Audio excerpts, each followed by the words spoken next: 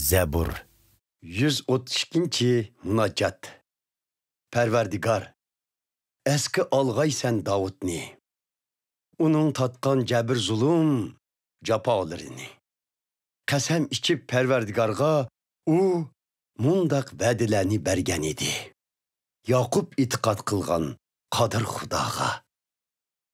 Kirməsmən üyümge, yatmasmən ornumda, uxulmasmən, mügdüməsmən, hatta ta ki tayyor qılmığıça Yakup'nun kudretli Xudası Perverdigar bilen uçuruşuş joyini. Ehdi sanduqi haqidagi xabarni Efratada anlığan edik. Biz o sanduqni yayır dalalardan taptık. Xudo bilen uçuruşadigan joyga barayli. Onun putları aslida secde qılayli.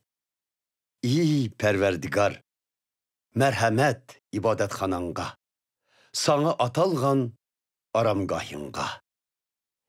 Kirgeysen kudurtun nişanı bolgan ehdi sanduqi bilen birge. Haqqanilik, ruhanilaga kiyim bolsun, takvadar xalqların şadlıqqa tolsun. Qilib qulun Davud'nun hürmetini red qilmag'in özün tikligen padşahingni. Qaytırıp almaz Perverdigar vədisini, Davud'qa bəgən munu qasimini.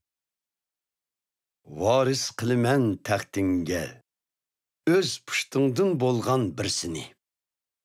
Oğulların riaya qılsa əhdəmge, boysunsa men qılgan barlıq əmirge, oltırar oğullarımı taxtında əbədge.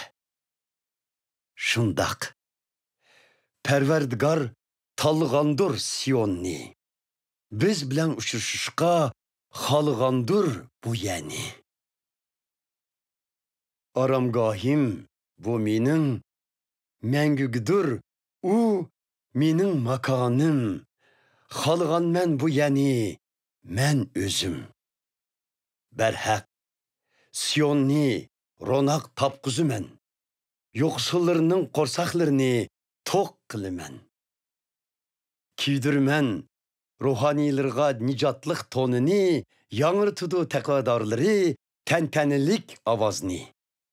Küçlük qılımen bu yada, Davud neslini, yandırmen özüm talğanının ömür çırığını.